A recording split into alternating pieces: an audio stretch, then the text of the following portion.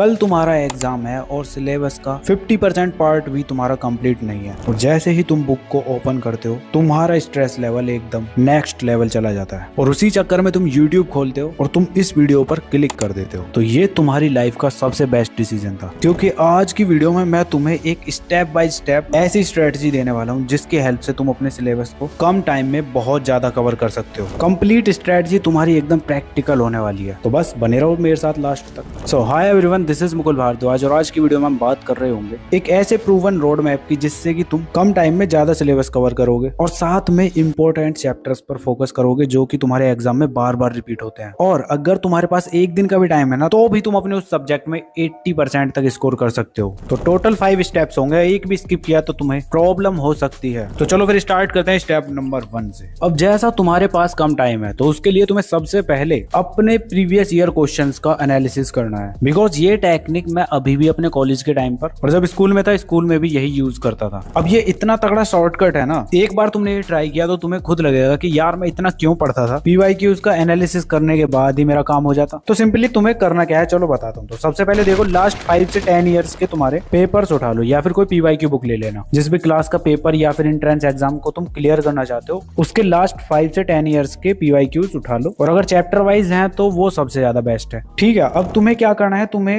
इन्हें 2 कैटेगरी में डिवाइड करना है। हर चैप्टर के 2 सेक्शन बनाओ। एक सेक्शन में वो क्वेश्चंस लिखो जो तुम्हारे फ्रिक्वेंटली आस्क्ड हैं और एक सेक्शन में तुम्हें लिखना है रेयरली आस्क्ड। अब फर्स्ट वाले सेक्शन में तुम उन क्वेश्चंस के टॉपिक लिखोगे जिससे बार बार क्वेश्चंस पूछे जा रहे हैं, और जिनसे कम क्वेश्चंस पूछे गए हैं रेयरली में तुम उनको लिखोगे। बस अगर इतना कर लेते हो तो तुम्हें समझ आ जाएगा कि तुम्हारे कौन से टॉपिक सबसे ज्यादा इंपॉर्टेंट होने वाले हैं तुम्हारे लिए। अब हर चैप्टर का इसी तरह से एनालिसिस करने के बाद तुम्हें पता चल जाएगा कि कौन सा तुम्हारा चैप्टर सबसे ज्यादा वेटेज का है। जो तुम्हारा सबसे ज्यादा वेटेज वाला चैप्टर है उसी को सबसे पहले कवर करो और लो वेटेज वाले चैप्टर्स को बाद में करना अगर टाइम मिल जाता है तो। ठीक है, समझ गए ना क्या करना है पीवाईक्यू एनालिसिस में। अब चलो कॉम्पिटेटिव एग्जाम में तो हो जाता है, लेकिन बोर्ड्स के लिए तुम्हारे कॉम्पिटेंसी बेस्ड क्वेश्चंस भी तो होते हैं। तो पीवाईक्यू और कॉम्पिटेंसी बेस्ड दोनों तरह के क्वेश्चंस के लिए तुम पीडब्ल्यू का ये कॉन्सेप्ट बैंक ले सकते हो। अब मैंने यही क्यों सजेस्ट किया और इसके तुम्हें बेनिफिट्स बताता हूँ क्या क्या है इसके अंदर। चलो, तो ये तुम्हारा इंग्लिश, फिजिक्स, केमिस्ट्री, बायोलॉजी और मैथ्स चारों सब्जेक्ट के लिए अवेलेबल है। अब स्पेशल इसलिए है क्योंकि इसके अंदर तुम्हें CBSE 2025 past year and sample question paper मिलने वाले हैं। उसके साथ साथ चैप्टर वाइज कॉन्सेप्ट मैप जो कि रिवीजन के लिए बहुत ज्यादा इंपॉर्टेंट है, और उसके साथ साथ एनसीईआरटी एंड एग्जाम्पलर वाले क्वेश्चंस भी तुम्हें इसके अंदर मिलने वाले हैं। तो देख लो कितना कुछ मिल रहा है, और अभी तो बहुत कुछ है। साथ में देखो तुम्हें इसके hand picked and high yield past 10 years questions मिल रहे होंगे, और साथ में मॉक टेस्ट तुम्हारे लेटेस्ट पैटर्न पर मिलने वाले हैं। और भी बहुत कुछ है, तुम खुद बाय करके देख लेना। कहाँ से बाय करनी है लिंक मैं डिस्क्रिप्शन में दे दूंगा और पिन कमेंट में दे दूंगा।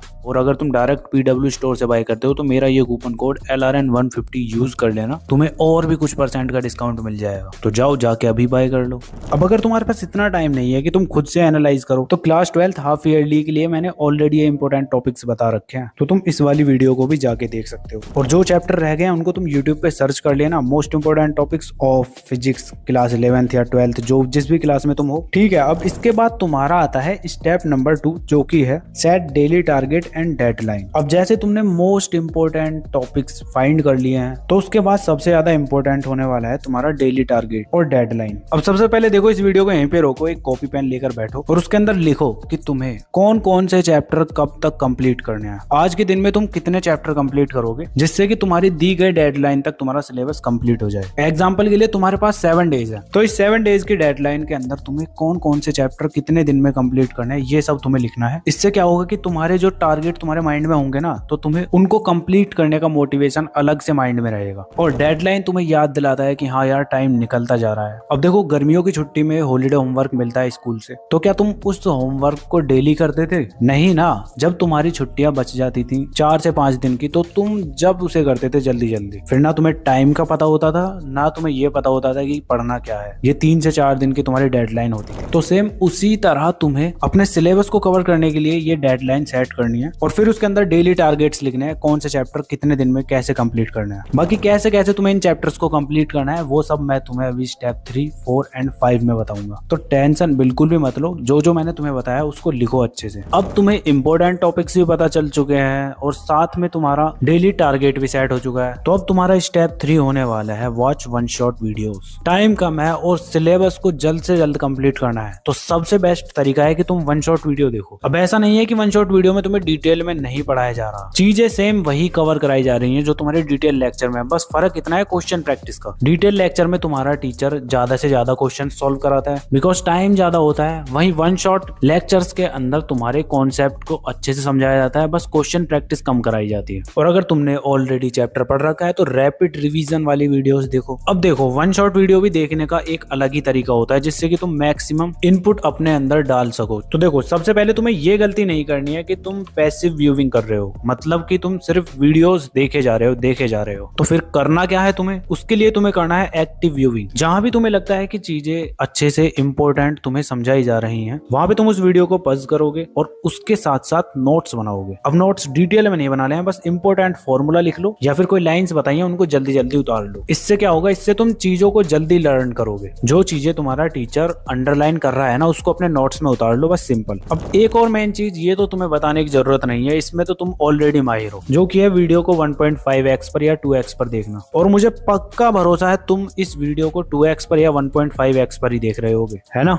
कमेंट करके बता दो। और हाँ, ये 1.5x पर या 2x पर जब ही देखना जब तुम्हें चीजें अच्छे से समझ आ रही हैं। अगर नहीं आ रही तो 2x पर तो बिल्कुल मत देखना, 1.5x पर देख लेना, इनफ है। 1.5x पर भी कैसे समझ में आएंगी, पहले 2x पर लेक्चर को चलाओ, कम से कम 2 से 3 मिनट के लिए देखो, उसके बाद फिर चले जाओ 1.5x पर, तो तुम्हें लेक्चर की स्पीड नॉर्मल लगने लगेगी। ठीक है, ऐसा करना। वैसे तो मुझे ये समझाने की जरूरत नहीं है, इस चीज में तो तुम ऑलरेडी माहिर हो। ठीक है, समझ गए ना? थर्ड स्टेप तुम्हारा यही था, तुम्हें वन शॉट वीडियो देखनी है, वो भी साथ में नोट्स बनाते बनाते, डिटेल नोट्स नहीं, शॉर्ट नोट्स ओनली। इन 3 स्टेप्स को तो तुम फॉलो कर लोगे, लेकिन लास्ट के 2 तुमने अगर फॉलो नहीं किए ना तो इस वीडियो का कोई फायदा ही नहीं होने वाला, जिसमें तुम्हारा 4th स्टेप है लर्न बाय राइटिंग। अब ये क्यों इंपॉर्टेंट है, चलो बताता हूँ। वो जो तुम एग्जाम में जाके जब बैठते हो ना, और अच्छा खासा तुम घर से याद करके जाते हो, लेकिन जैसे ही एग्जाम में बैठते हो तो फिर दिमाग से चीजें गायब, मतलब भूल जाते हो। और ये सेम प्रॉब्लम बहुत सारे बच्चों के साथ होती है, तुम्हारे साथ भी हुई होगी अभी तक कभी ना कभी। तो अगर इस प्रॉब्लम से बचना है तो तुम्हें लिख लिख के याद करना पड़ेगा। अब इसमें भी सेम कंडीशन अप्लाई होती है, डिटेल में कुछ नहीं लिखना है, बस ऊपर ऊपर से लिख दो जिससे कि तुम्हें चीजें याद रहें। कैसे करना है आओ बताता हूँ। जैसे तुमने देखो अपना वन शॉट लेक्चर कंप्लीट किया, तो अब बैठ जाओ और एक ब्लैंक पेज पर उन सारी चीजों को लिखो जो तुमने लेक्चर में पढ़ी है आज। 5 से 10 मिनट का टाइम दो अपने आप को और उसके अंदर इन चीजों को लिख डालो। अगर तुमने उस लेक्चर का 70% पार्ट भी सही लिख दिया ना, तो समझ लो तुम्हारा माइंड एकदम अच्छे से काम कर रहा है। और नहीं लिख पाए तो कोई बात नहीं, रिवीजन दोबारा से देख के कर लेना। ऐसे ही तुम्हारे मैथ्स और फिजिक्स के जितने भी फॉर्मूलाज होते हैं उनको तुम अगर लिख के याद करोगे, यानी कि क्वेश्चंस की प्रैक्टिस करते रहोगे ना, तभी जाके वो तुम्हारे माइंड में बैठेंगे। अब ये टेक्निक इसलिए इंपॉर्टेंट है क्योंकि लिखे बिना ब्रेन को लगता है कि हाँ याद हो गया, लेकिन जैसे ही तुम उस चीज को लिखने के लिए बैठोगे ना तो तुम ब्लैंक हो जाओगे, तुम्हारे माइंड में कुछ चीजें नहीं आने वाली। तो बस इससे बचने के लिए क्या करना है, तुम्हें लिख लिख के याद करना है बस। अब तुम्हारी सबसे इंपॉर्टेंट एंड लास्ट स्टेप बची है, जो कि है तुम्हारा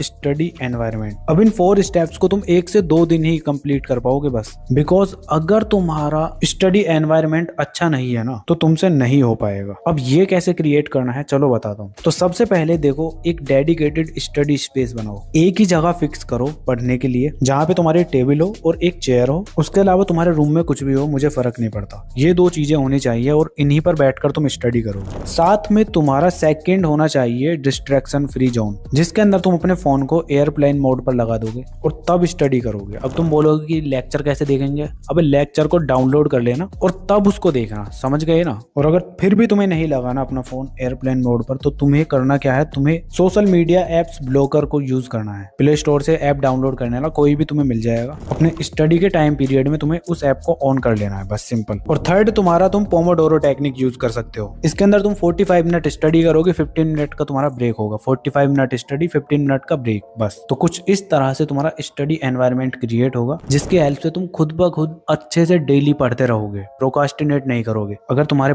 आसपास का एनवायरनमेंट है ही नहीं ऐसा, तो फिर तो तुम बेकार ही हो, फिर नहीं होने वाला तुमसे कुछ भी। तो 5th स्टेप तुम्हारा इसीलिए इंपॉर्टेंट था, और तुमने अभी तक इस वीडियो को यहाँ तक वॉच किया है तो तुम्हारा 50% काम हो चुका है, 50% काम बचा है। तुम्हें इस पूरी स्ट्रेटजी को एग्जीक्यूट करना है बस। बाकी वीडियो कैसा लगा कमेंट करके बताओ, नेक्स्ट वीडियो किस टॉपिक पर चाहिए वो भी कमेंट कर सकते हो। और हाँ, तुम्हें अपनी स्क्रीन पर ये वीडियो शो हो रही होंगी, इनको भी तुम देख सकते हो। बाकी चलो मिलते हैं नेक्स्ट वीडियो में, तब तक के लिए keep learning, keep studying and keep smiling.